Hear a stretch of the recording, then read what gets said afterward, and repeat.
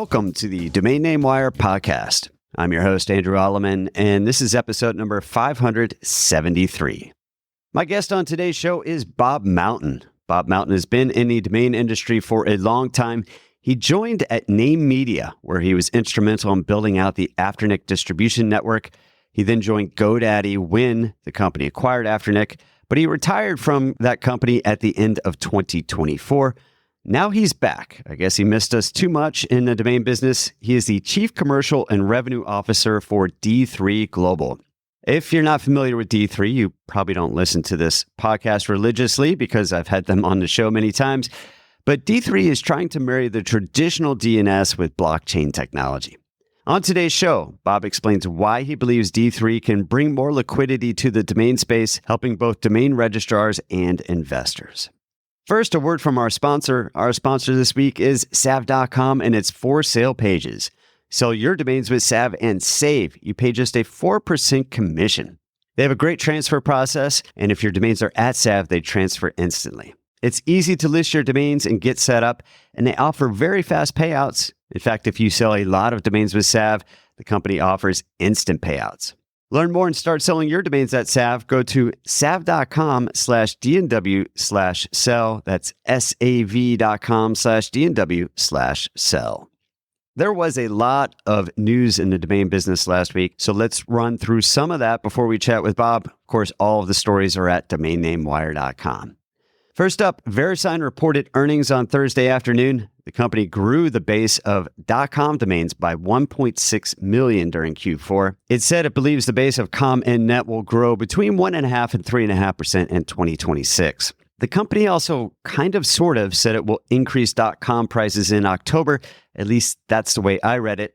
An analyst asked when the company would raise prices, and James Bidzos, Verisign CEO, said their contract allows them to raise prices at the end of October and requires a 6-month notice. So he said, this means you won't have to wait long before you find out, which I take to mean that in April, they will provide notice of a price increase. Another interesting tidbit from that investor conference call, for the first time in a long time, Verisign is going to introduce a new product that will sell through the channel. The company wouldn't say exactly what it is, but said it would be in the security space. On the legal front, Trademarkia and Atom have settled their trademark dispute. Trademarkia sued Atom when it launched its new trademark search site at trademark.io. If you're looking at that visually and span the dot, trademark.io is just one letter off from Trademarkia's name. It's not clear what the parties agreed to settle the matter, but Atom will continue using the domain trademark.io. Well, domain names got a lot of attention over the weekend thanks to Squarespace's commercial during the Super Bowl. It featured actress Emma Stone, who searches for emmastone.com as a domain only to find out that it's taken. The commercial itself is funny, and so is another video that Squarespace published that shows her negotiating through her agent to buy the domain name. Emma Stone actually does own the domain name emmastone.com now, which she acquired recently. A big domain sale announcement last week. Bed Bath & Beyond, formerly known as Overstock.com, which has played around in the crypto space, is buying the domain name tokens.com for $2.245 million. It will pay that off over a couple of years, according to a press release from the seller. New top-level domain name news, and no, I'm not talking about the new round that launches this year. The .mobile top-level domain name launched last week. Yes, we're still talking about launches from the 2012 round, even as we enter the 2026 round.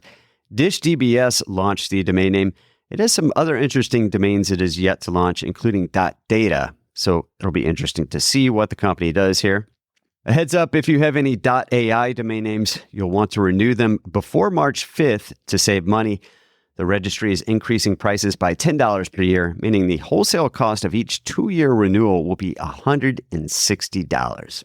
I wouldn't be completely surprised to see if the company offers some first-time registration discounts if the volume of .ai registrations falls at some point. You know, they're working with Identity Digital now as kind of managing all the relationships with registrars, the back-end registry, that sort of thing. And that's part of Identity Digital's playbook. But for now, Anguilla is milking .ai for everything it can.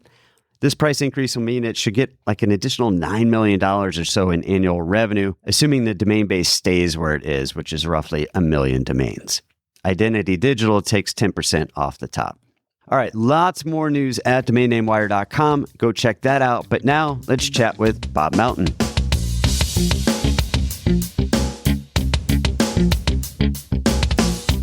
My guest this week is Bob Melton. He is the Chief Commercial and Revenue Officer for D3 Global. Bob, welcome to the show. Oh, thank you. And it's really great to be here, and it's great to see you. Yeah, well, I should say welcome to the show, or welcome back to the show, because you've been on it. And I should say welcome back to the domain industry as well. You retired from GoDaddy a little over a year ago, and it seems like you've been having fun climbing mountains and all that sort of stuff. But what made you decide to come back? I wasn't sure if I was retiring or just taking some time off. I was 12 years with GoDaddy, 5 years with Afternic before that. And it was just, a flat out, absolute afterburner. So I was kind of ready for a break. But, I'd spent a month up in Alaska, climbed on Denali in June, and did some cool stuff with the Appalachian Mountain Club, ran their winter hiking program. But, after a year, I was felt like I was itching to get back in and use the other part of my brain, solving problems and, using technology to solve customer problems, et cetera. So yeah, I just felt like it was time to get back, and interesting opportunity popped up with D3, and pretty psyched to get involved. Yeah. So what interested you in D3? What made this exciting for you? It's built on, the DNS system. That's the first thing, which obviously I've spent quite a bit of time there. It's 18 years now that I've been in the domain industry, and I really enjoy it. So for me, a venture that has its grounding in the domain industry was really important. But what D3 is doing is they're really coming in with some new innovation that presents, I think, some really interesting opportunities for all the stakeholders, the registrar community, the domain investor community, the registrant community writ large, registry. So I think this presents some really interesting new ways to make domains more interesting to the entire ecosystem. So between the two, I said, geez, this is kind of perfect for me to jump back in. Okay. Now, I'm curious, so for your initial reaction, I've never seen you as a Bitcoin maxi or anything like that. Maybe I'm wrong, but, when you first heard about DomainFi, which is a term that I think D3 coined, and tokenizing domains on the blockchain, what was your kind of honest reaction to that? Yeah, I mean, is this an ICO pump and dump, because you hear about these things. So yeah, that was it. It was important to me that, this thing was legitimate. It drives real value for the various stakeholders. And that was kind of critical. The fact that Kevin Kreuzer, was there, who I had worked with at GoDaddy, and he left GoDaddy, did some interesting stuff in the blockchain space, and then came here, was important. Kevin's just one of the best lawyers I've ever worked with, and he joined. And so I talked to him a lot. I talked to Fred, to the CEO. He kind of took me through it, and I said, this is pretty exciting stuff. So yeah, it was, initial reaction was, I need to learn more before I, jump in. And the more I looked at it, the more interesting it got. Yeah, it's always interesting how the people that join a company and are at a company kind of impact your opinion of it, right? Like, I've always been skeptical of blockchain and crypto and all that sort of stuff, but I was like, oh, Paul Staher is involved in this. Okay, what's, and I know Fred's a smart guy, but he's always been on the crypto side. But when Paul was involved, I was like, okay, let's take a deeper look under the hood. So, it's like people in the domain space that join a company definitely impact, at least my opinion on, hey, there's something here. Yeah, we've watched Paul just kind of go through with, various pretty big innovations, some really great moves. So, that's absolutely a stamp of approval in my book. If he's involved, there's definitely got to be something there. The team at D3 too is awesome. These guys are blockchain natives. They really know that space. It's like learning a whole new language. It's like going to an ICANN conference for the first time. They're all throwing out these acronyms and you have no idea what they mean. That for me, the past 2 weeks have been like that too. I'm just trying to come up to speed on that space,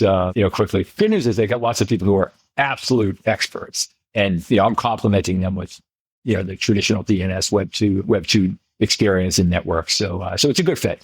Right. Yeah, I guess we've been name dropping a little bit. So Paul Staher, for those that aren't familiar, was Enom, and then he co-founded Identity Digital. He's been in the space for a long time. And he was also, another interesting thing about Paul is I remember seeing him at an ICANN event talking about looking at Web3 names with suspicion. And then so when he got involved in what, D3, which has launched some Web3 names, I was like, okay, what's going on here? And the approach that I know Fred and the team has taken is these are not domain names yet. We're just going to call them names. But if we do get them on the traditional DNS, then we'll call them domain names. So it's been interesting to watch. I think it's important to take a step back and talk a little bit about your background in the industry before we move on and talk about what you're going to do at D3. So I remember meeting you at what was probably your very first domain conference, although I don't remember the year exactly. When did you get involved? It was. I think it was 08 or 09. It was in DC, right? Yeah. I think yes, so. I do remember that. Yeah. You were great.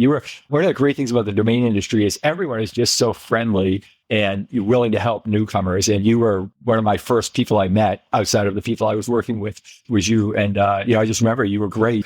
You were so willing, generous with your time and willing to share for someone like me who didn't know anyone or really much about the domain industry. I always appreciated that. I appreciated that about you. This was with Name Media, which at the time did it still own By Domains? Yes, it did. Now, Okay. I think that was their first investment was By Domains, and then they built around that with others. So. Okay, so there's By Domains and then Afternic. And By Domains, of course, went on to Newfold Digital eventually, but that was a portfolio of names, essentially.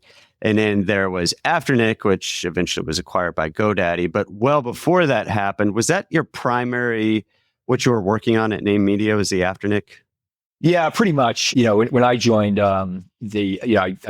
they brought me on just to, in more of a general business development role. And I kind of looked over the assets and, we had parking and, we had the proprietary portfolio and all that was interesting. I thought Afternic was sort of the gem of the collection. They had already started to try to identify the registrar connection and distribution path. So we had some initial success there. And I said, that looks really interesting. If we can find a way to leverage the registrar audience to benefit domain owners, that's just going to deliver a ton of value for everyone. So I just really focused there. And as we expanded the network, it just got bigger. We were able to increase sales velocity of the portfolios that were with us.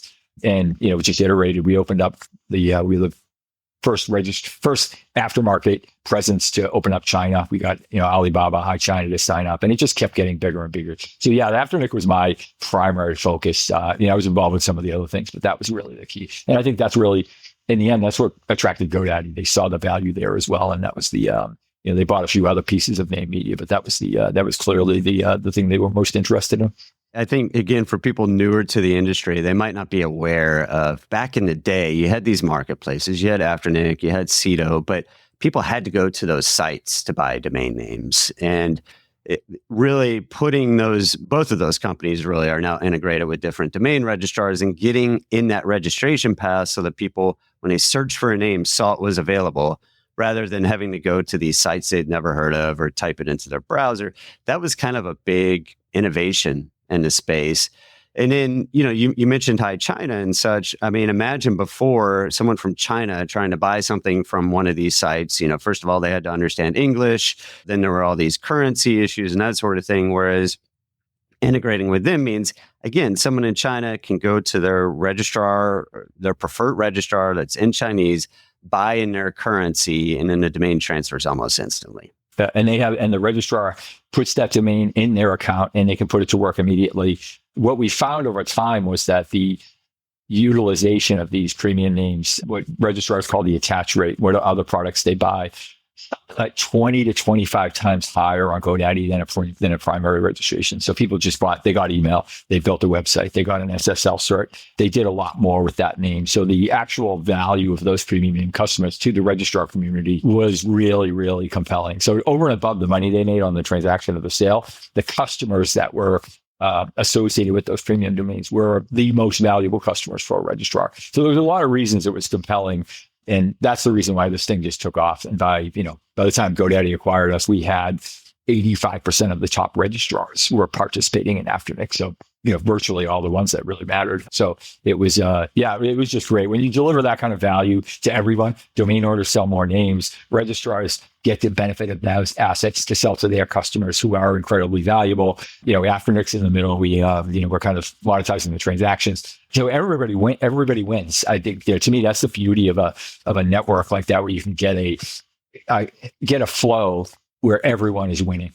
Then those will sustain and grow over time. And that's what we had with Afternic. So I'm curious, when you originally went out, though, I'm sure every registrar wasn't like, yeah, sure, sign me up. It took a while. What was the original pushback you got? What did you have to fight against?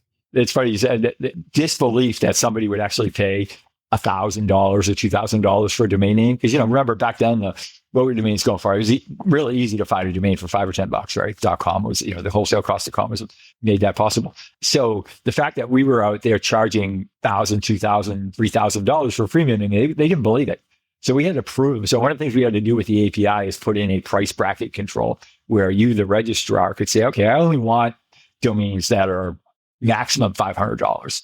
So that's what we did with one of our initial registrars. It was a $500 cap. We turned it on and it went like wildfire, and they were shocked. So they increased the price cap, and then they eventually they removed the price cap. So they were taking just about everything. So yeah, that was one of the first things. Getting the domain into their account was something that we had to actually build for the registrar community. That didn't exist. So we built the first fast transfer system to address that issue, which was critical for the registrars. They were like, no, I don't want to sell a name and then have to wait a week. I want it in their account. So we went ahead and created fast transfer, which accommodated that. It was just like a primary registration for all intents and purposes. You buy the name and it's in your account. That was another important thing that we had to actually build for them. But once we did that and it really worked, they were, they got on board.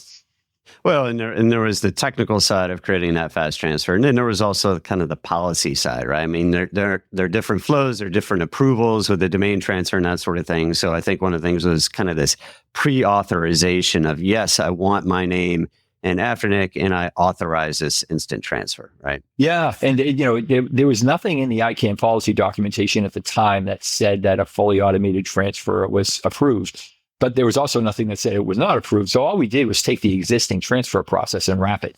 And so the unlock, all the steps you have to do to transfer a name, we essentially did all that, but you didn't need a person going to a WIMP form and doing it. We subsequently got on the ICANN working groups and actually we got it, documented as part of the regulatory language where you could do that. Yeah. But yeah, that was hard. It took I think a couple of years to get through the system, but we eventually did it. But yeah, it was there was the regulatory aspect, which we fortunately there was a seam there for us to navigate. So with Afternic, you were working with registrars. I mean, the key thing there was to get more registrars on board, which then created more buyers for domains through the system, right? And kind of get this flywheel going. Yeah, sure. D3 is also partnering with domain registrars. So it's kind of interesting to see here, there are lots of regulations, obviously through ICANN around domains. And rather than working directly with the registries, it's at the registrar level. Who are some of the registrars that are on board already with D3? Like Encirca, InternetX, they're on board. We got a few, probably I think 6 at this point. And, we're talking to pretty much everyone now and helping them understand what we're trying to do, and hopefully they'll join. The registrar is important. Just with the as with the aftermarket, the registrar has the customer relationship, and this doesn't really work unless the customer is involved in the tokenization. So it was critical for us to make sure that we're working directly with the people who have the customer relationship, and we can be part of that experience. A lot of parallels, though, here between what you did at Afternic, right? Having to convince registrars, and now at D3, convincing them that there's something in it for them. So from a registrar perspective, give me your quick pitch, right? Why would a registrar want to take the leap? And, there's an integration here. They have to think about it. It takes time, just like with Afternic. So what's your pitch to registrars? Yeah, well, this is actually, so there hasn't been a really major innovation in the domain industry, after for quite a while. I think, pay over time was one of the things that was a pretty interesting new feature. But, other than that, just try to think of, since fast transfer, what has really been a game changer. This is really that type of big change in how people can monetize domain names. Right now, if you're a domain investor and you have a portfolio, your sales velocity on a yearly basis, 1%, maybe 2%, some of the really good ones, your ability to monetize that domain is going to be pretty slow, right? The liquidity on these portfolios is low. We at GoDaddy, we bought many large portfolios because the domain investors were just ready to cash out and get some liquidity. Yeah.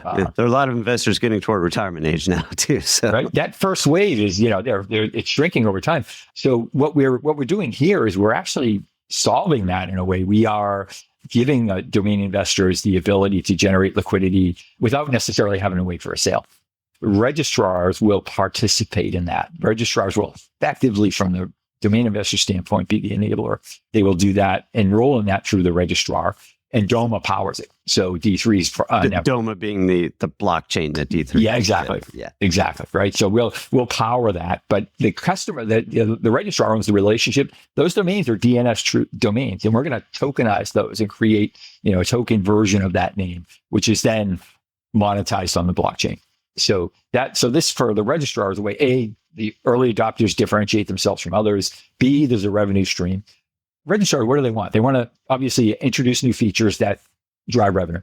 They want to reduce churn. They all hate churn, right? If you can make a product more sticky, it's going to help them. It's a lot cheaper to keep a customer than to get a new one. So if we can help them keep customers by introducing new functionality that's valuable, then you reduce their churn. And consider this another attached product. Listing your name on the aftermarket is an attached product for a registrar. If they've got a way to support that through their control panel, great. The customer who owns the name has yet another thing that they're looking at a way that they could use that domain more utility. So this is another thing on top of that. But it's all built on the foundation of DNS, and then the blockchain is an extension. It's another layer. So that's why I think this works, because it's all ICANN compliant, and it builds on top of the DNS system. It's not disruptive, right? We're not looking to go out, disrupt the domain industry. We're looking to add some value to the existing system, which works great, by the way. T3 is not, we have a registrar, but it's a sandbox. We're not looking to compete with the registrars. We're looking to collaborate and add new things for them to do with their customers. So what I'm hearing for a registrar, so for example, Ionos, you mentioned InternetX, which is one of the registrars. So the hope is that, one, because they're one of the few places right now, you hope to change that are involved with DOMA, that people might register their names there. So new registrations. Another is that if their names are there, they might keep them there if they've tokenized them and such. And then there's also, you mentioned kind of a revenue aspect for them beyond that. How does Ionos, how do they make money from DOMA, if you will? Yeah, sure. So one of the things it's been really interesting is the fractionalization. So if you've got a domain name on DOMA, you can, as the customer, as the registrant, elect to offer it as fractionalization. So you can take a percentage of that name and effectively list that percentage as available. And people on the blockchain marketplaces can come in and buy a piece of that. So they can trade, right? So you could buy a piece of software.ai, right? Which is one of the ones that's up there now. And then you could buy a piece of it, you can sell it. And there's a lot of trading activity that's happening on a, early stage. We've got, about less than 100 names that have been fractionalized so far, but the throughput has been really impressive. The trading volume has been significant. So as we ramp that, figure out how do we make it easier, we see that. So every transaction, there are fees involved with that. Right. So the registrar will get a piece of those. Okay. Right? Got it. Yeah. So every time a token is traded on this domain name, the registrar is getting a piece of the action. Exactly. So there's a revenue stream. So the more domains they get on chain, the more domains that are either fractionalized or just the tokens themselves are bought and sold, the more fees the registrar is going to collect. The domain owner's asset, they get some liquidity. They can take money out of that. They sell 20% of their domain name, a high value name. They get that cash right away, and they can sell more of it. You could see that as an exit strategy. Okay, I got a great name. I could wait 20 years to be the next voice.com, or I could just sell it over time as a percentage and cash out that way. So, there have been other attempts at fractionalization. It's like a word I've heard for 5 years, and in fact, a long time ago, I said, this is the year of fractionalization. And I was probably wrong. In retrospect, I was. I know Rally Road has done a few names, fractionalized a few names. And for those that aren't familiar, Rally is kind of like a fractionalization of all sorts of collectibles, right? Trading cards, that sort of thing. And then they did a few, at least domain names. I haven't heard a whole lot from that before. But, I feel like people have been talking about it for a long time. What makes this effort from D3 different? Why do you think it'll succeed? I'm with you, Andrew. I've been hearing about fractionalization for 15 years, right? It's something domain investors have always wanted the ability to do that. It just makes sense, right? Because we've got domains which are kind of an illiquid asset. They move slowly. Fractionalization makes a ton of sense. D3 has put all the pieces together, right? Effectively, this is totally... all the functionality is built.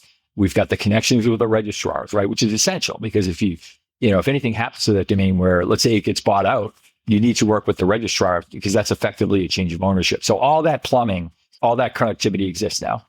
The ability to allow the fractionalized domain to be bought and sold exists. DOMA has D3 has built that functionality. So you today can go buy a piece of software.ai, right, or brag.com, right? So that they built that. The cryptocurrency is the way you do it, right? So you can go on and, if you have a blockchain wallet, you can, have some ETH in it or whatever and buy using that. So I think the crypto is sort of the enabler that D3 has chosen to enable the transaction piece, but all that full stack connectivity now exists. So it's a reality. D3 has actually done it, and they've gone from 0 to 1 to some, and now the gig is let's go to scale. Let's make this thing really big, right? Yeah. I think for scale to work, like it seems like they've scaled the technology for listing and fractionalizing names. There also has to be the buyer interest. And I know Fred has spoken a lot about getting the whole DomainFi idea is getting some of that liquidity from the crypto markets.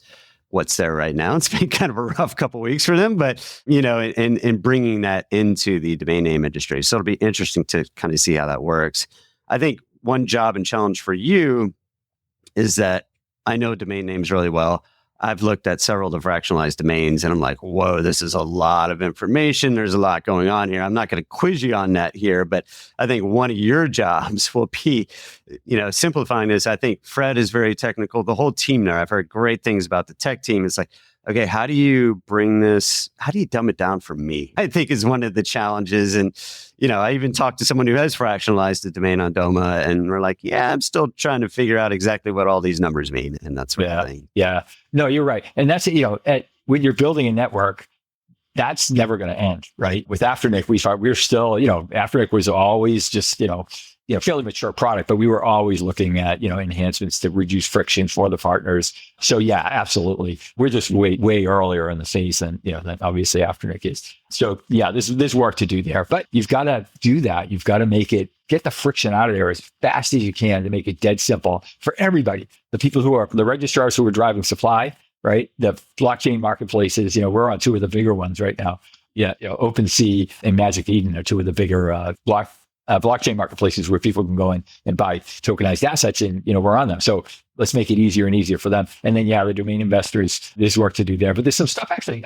The thing that's impressive about the D3 is just how fast they work. Like they are just cranking stuff. So yeah, there's some stuff coming pretty soon, like this month, which will knock a bunch of that complexity out of the system. So, yeah, my impression has been, Fred and team were like, let's do something blockchain and domains. Let's marry these two. And then they went to figure it out, right? There was always a discussion, is it at the registry level or the registrar, settled on the registrar and that sort of thing. And the fractionalization so far, what kind of, for people listening, they're like, okay, so you fractionalize, you mentioned like 100 names on the system. What kind of volume, though, has there been on these? $27 million of trading volume since we launched mainnet, which was in December. In 2 months, essentially. We're talking about 3 months. Yeah. We're talking about 27 million of 27 million. And if I go there right now, before the call I was looking, it's these tokens and these names are being traded pretty much nonstop, right? You look at the timestamps. So it's pretty fascinating to watch. And then, of course, the question is, okay, we've got initial excitement. You mentioned scale.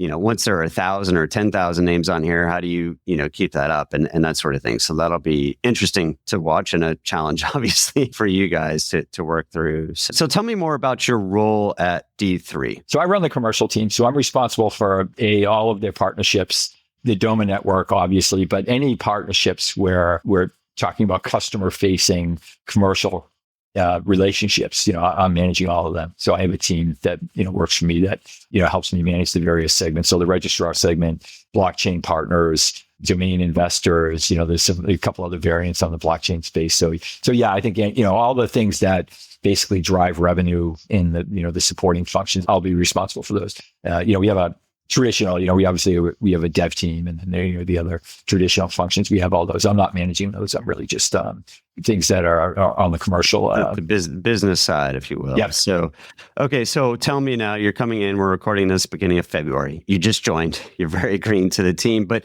what do you want to accomplish in the next few months then? Yeah. So now that we kind of got the formula figured out, the nice thing is when you join a company, companies that are at different stages, you figure out, what is it actually that we're doing, right? And then can I do it? And then scale it. And we're in the scaling mode, right? So the thing is we have to build the partnership network out. So get more registrars to participate and expand the demand side of the equation as well by getting more, blockchain marketplaces to expose the inventory to, and then get the connections better. It's pretty simple, right? It's just scale. So my job is to just, work in, which is very similar to the Afternic playbook, is just get, the various partners in the ecosystem, get them on board and learning the whole time. How do we iterate as quickly as we can on the product? Make it, the goal is integration is free, right? You can do it in a sprint. It's super easy, right? So that's what we want to get to, is where it's trivial for a partner to integrate with us and get online and get up there running. And then, so the cost side of the equation from a partner standpoint is minimal. Then it's just, okay, how much upside can we deliver? Right. To everyone. So, yeah. I mean, will that go beyond fractionalization, right? Are there, is it just selling names through these, on blockchain? Will it go beyond that? Yeah. So, so it's both for now. There are some actually really cool products that I can't talk about that are leveraging these elements, but in other ways that I think will be particularly interesting to the domain investment community. So we will be talking about those soon. But so these two are the ones right now that we're scaling, but then there will be others. So let's look forward 1 or 2 years. You can pick. I mean, what does success look like for you here?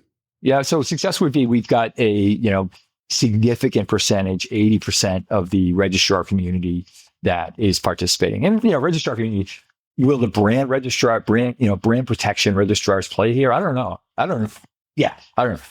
So, talk about the registrars that are addressable and appropriate, but we'd love to have 80% of the registrar community on board.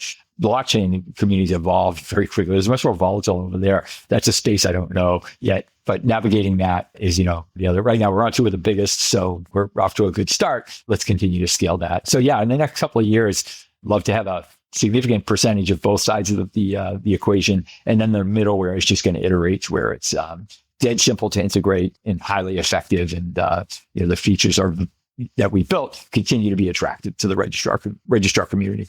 All right. Well, pretty bold gold there. You put a number on it. So we'll see how that's going, but we'll definitely have you back and we can see how that's progressing. I'm excited to hear about these new products and stuff. Of course, D3 is also getting involved with new top level domains here in the next round. They've announced some partnerships and even strings are going after there. So that'll be interesting to watch as well. So Bob, welcome back to the domain industry and thanks for coming on the show today.